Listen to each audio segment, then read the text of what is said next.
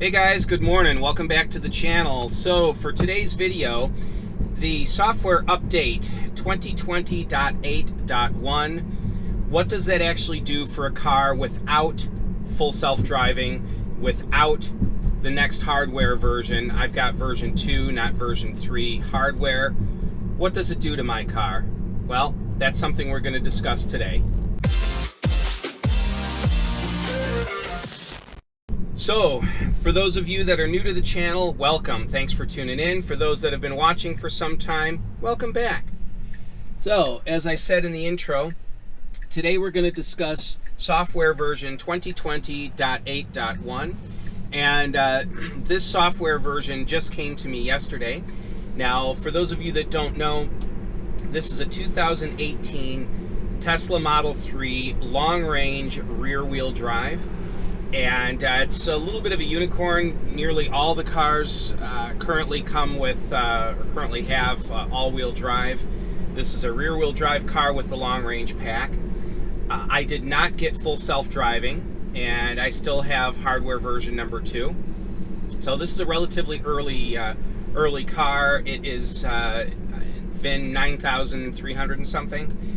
So everybody's been commenting about the latest software updates and what they're like for people with the hardware 3 and full self-driving. Well, today I wanted to explain what you get if you have a an early version like mine, hardware 2 and no full self-driving. So first, let's read what the notes are for this software update. Alright, so it says here, Bluetooth improvement to improve the audio transition from phone to car when entering your vehicle. Bluetooth now connects to your paired phone only after you are sitting in the driver's seat and all doors are closed. As a reminder, you can pair your phone to Bluetooth by touching the Bluetooth icon on top of your touch screen and then add new device. We have improved voice command reliability, including in areas with poor connectivity. Note, to use voice commands, simply tap the right steering wheel button and speak your command after the beep. There's no need to press and hold the button. This release contains minor improvements and bug fixes. So you can see the primary changes are with Bluetooth and voice commands. I don't know, it doesn't go into detail what differences the voice commands are. I've noticed that my voice commands are working normally. I don't know what that is, but I can tell you that I use a Samsung Note 8 phone, and I love my phone.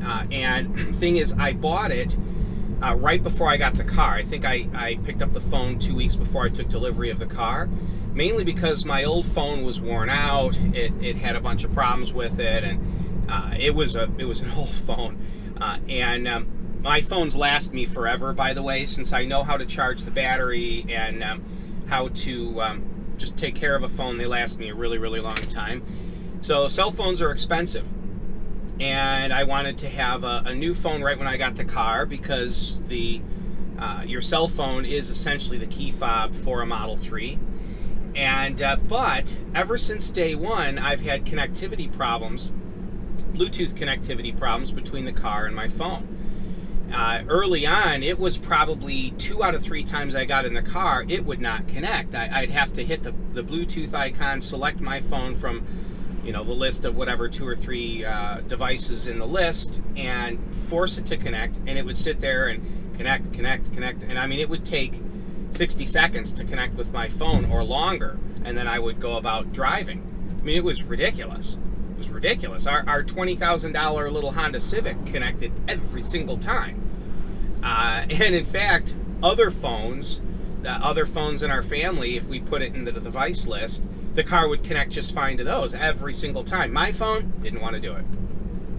And I wasn't about to get a new phone. It was an $1,150 phone. I didn't want to get a new phone. So I've been limping along with it. And over the couple years of owning this car, various software updates have improved it quite substantially, mind you. But the problem was still there. I would say, well, I don't know, once out of every, probably once a day, and I drive my car about 160 miles a day. And once a day or so, I'd get in the car and I would give it a voice command, call so-and-so, and it would say something, you know, it would give me an icon on the screen, no phone connected or whatever, and I'd look at the Bluetooth icon, it's not connected, and I would go and tell it to connect. So it was still not right, but it's been better. And well, with this software update, it has connected every single time.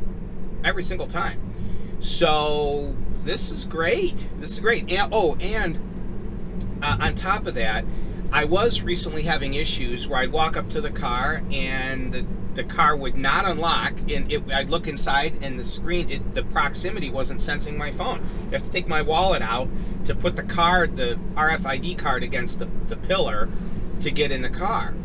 And which is something that I highly recommend you carry one of the RFID cards in your wallet. If you're going to be buying a new Tesla Model 3, or I'm assuming the Model Y is the same way, make sure you don't just rely on your phone to get in the car. Have your RFID card with you to tap the B pillar to get the car to unlock if by chance the Bluetooth is glitching on you. But that was happening to me quite a bit. And it was especially annoying for me because I use my car for business.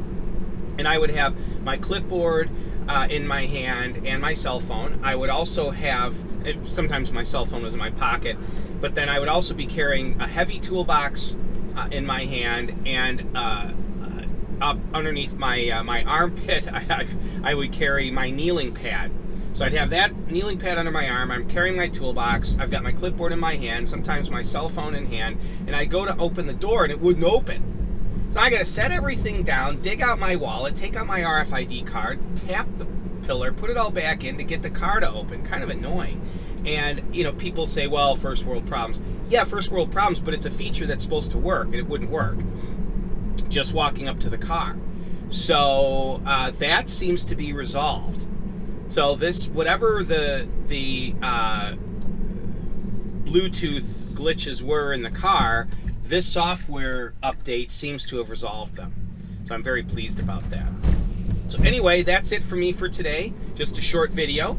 I want to start to delve into some of the little details like that of the ownership experience of this car. I've had this car for 74,000 miles at this point, and in those miles I've noticed certain things that have just been glaring about the ownership experience, and I wanted to share those with you guys. So anyway, thanks for tuning in, and looking forward to this coming year. A lot going on. We have a Mini Cooper SE electric on order. Excited to get that and to do some filming of that car and show you guys what the ownership experience is like.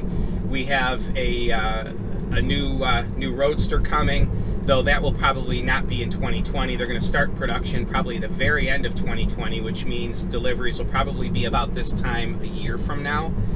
So I was excited to see that coming, and a lot of stuff going on. So thanks for tuning in, guys. I appreciate you all, and as always, stay charged.